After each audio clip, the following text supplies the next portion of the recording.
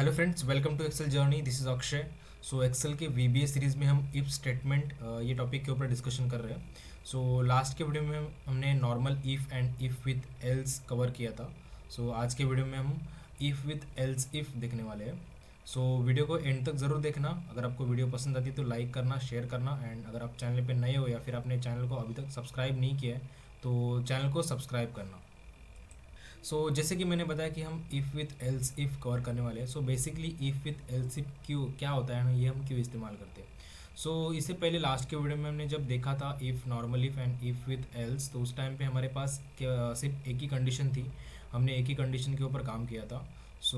एक कंडीशन अगर रही तो हम नॉर्मल इफ़ या फिर दो आउटपुट रहेंगे तो एल्स यूज़ कर सकते हैं। लेकिन अगर सेम आपके पास अगर मल्टीपल कंडीशन आ जाए तो उस टाइम पे हम if with else if use करते हैं। तो नॉर्मल इफ़ से वो मल्टीपल कंडीशंस पे हम काम नहीं कर सकते, इसके लिए हम if with else if use करते हैं। बेसिकली उसका सिंटैक्स जो है कुछ इस तरह से होता है।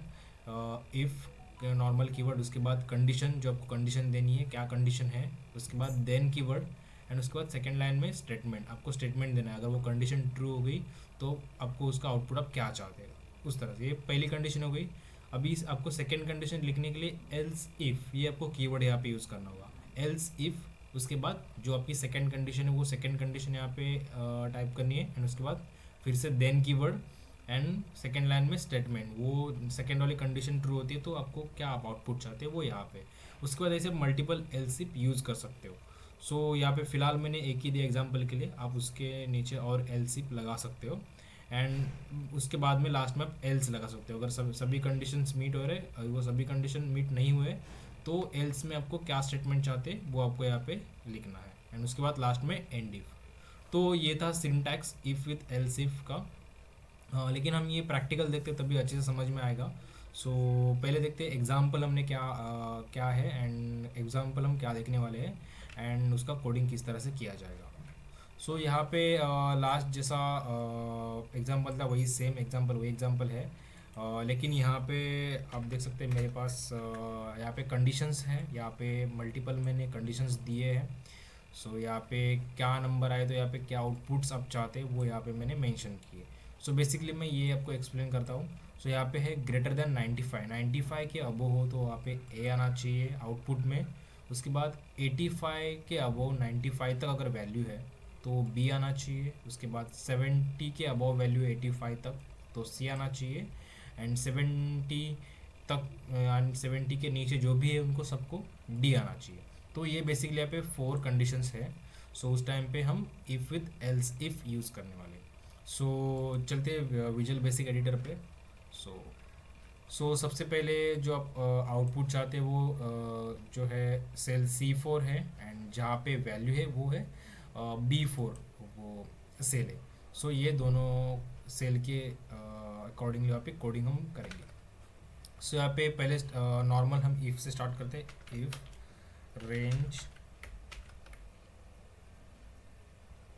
डबल कोट्स में B4, अभी पहला कंडीशन है ग्रेटर देन 95। हम यहाँ से थोड़ा साइड में कर लेंगे तो आपको कंडीशन भी प्रॉपर दिखाई देंगी। ओके। यहाँ पे फर्स्ट कंडीशन है B4 अगर सेल वैल्यू 95 से अब हो तो greater than 95, then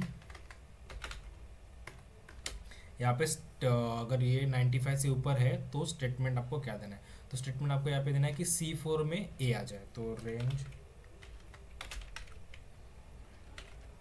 C4 equals to, यहाँ पे हम ए देंगे।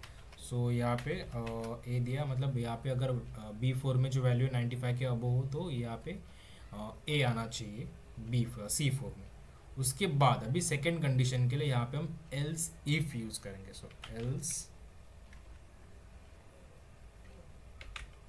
एल्स इफ, एंड यहाँ पे हम जो है कंडीशन यहाँ पे अप्लाई करेंगे। कंडीशन मेरा सेकेंड कंडीशन क्या है कि 85 के ऊपर हो तो range same B4 is greater than 85, then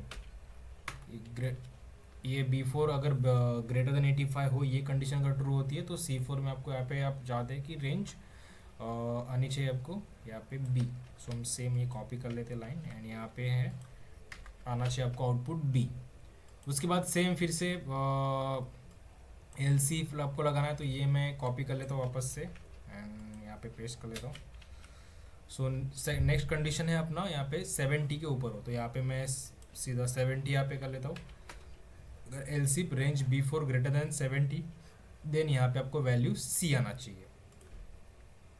so यहाँ पे मैं सी यहाँ पे टाइप करता हूँ एंड उसके बाद फोर्थ कंडीशन है, अगर ये फोर्थ कंडीशन है 70 या फिर 70 के नीचे जो भी है उसको डी आना चाहिए। तो ये हम डायरेक्टली एल्स में लिख सकते हैं। ये कोई भी ऊपर का कंडीशन अगर ट्रू नहीं होता है, सभी कंडीशंस फॉल्स होते हैं, तो वो एल्स में काम करे। सो एल्स का वैल्यू है फिर से वापस से range C four equals to यहाँ पे डी। ओके, सो इसके बाद लास्ट में आपको यहाँ पे एंड इफ लिखना होगा। तो यहाँ पे वो इफ कंडीशन कंप्लीट हो गया। सो हम पहले कोड रीड करते हैं, हमने यहाँ पे क्या कोडिंग किया है। सो पहला यहाँ पे कंडीशन है if range B four greater than 95 then यहाँ पे स्टेटमेंट है रेंज सी फोर में ए आना चाहिए।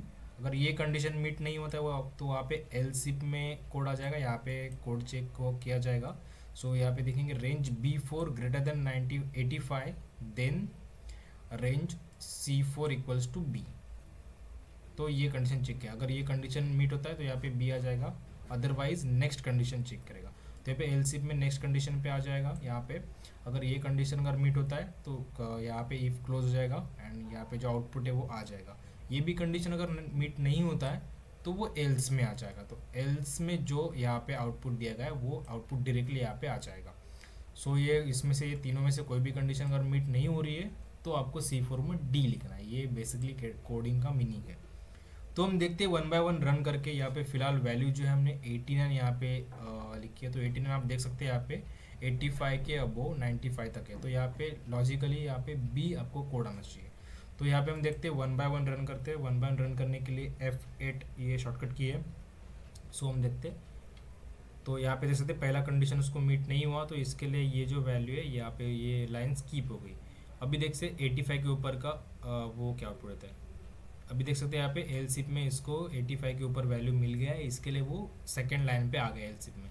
तो यहाँ पे ये लाइन रन होने के बाद वो डायरेक्टली एंड इफ पे चला जाएगा, राइट, क्योंकि यहाँ पे वो कंडीशन मीट हो चुके हैं। यहाँ पे आप देख सकते हैं C4 में जो है बी यहाँ पे वैल्यू आ चुका है, यहाँ पे एंड इफ हो गया। उसके बाद जहाँ पे वो कंडीशन मीट होते है उसके बाद का एल सिप वो चेक नहीं करेगा और डायरेक्टली एंड इफ वहाँ पे दे देगा। तो हम ये एक एग्जांपल था और हम यहाँ पे कुछ वैल्यूज़ चेंज करके देखते हैं, वापस से चेक करेंगे। इसके बाद सपोज मैं यहाँ पे वैल्यू डालता हूँ 50 वैल्यू डालता हूँ। तो अब ये 50 वैल्यू जो है आप देख सकते हैं यहाँ पे ये ऊपर के तीनों कोई भी कंडीशन में नहीं है, 70 के नीचे है। तो यहाँ पे मैंने दिया है कि 70 तक का अगर कोई वैल्यू है तो उसको डी ये आउटपुट दे दे। तो हम चेक करते हैं फिर से 1 बाय 1। पहला कंडीशन यहाँ पे चेक हुआ, वहाँ पे कंडीशन मीट नहीं हुआ, इसके लिए सेकंड एल सिप पे आ गया। तो एल सिप भी यहाँ पे कंडीशन मीट नहीं हुआ तो इसके लिए वापस से दूसरे एल सिप पे चला गया। वो यहाँ पे भी कंडीशन मीट नहीं हुआ तो वो एल्स में चला गया। तो ये तीनों भी कंडीशन यहाँ पे मीट नहीं हुए, इसके लिए एल्स में चला गया। अगर तीनों भी कंडीशन मीट नहीं हो रहे तो एल्स क्या करेंगे, तो एल्स में जो है वो लाइन यहाँ पे वो लाइन पे आ गया। तो एल्स में जो हम दिया है range C4 equals to D, तो अभी देख सकते हैं यहाँ पे अभी डी आ गया। तो इस तरह से इफ विथ एल सिप का कोडिंग किया जाता है।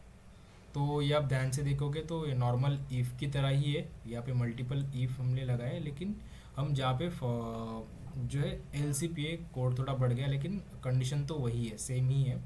जैसे हम एक्सेल फार्मूला जो है नॉर्मल इफ़ का, सेम उसी तरह से ये जो हम फॉल्स में वापस से हम इफ़ देते हैं, उसी तरह से यहाँ पे फॉल्स के कंडीशन में आपको एल सिफ ये यहाँ पे देना है।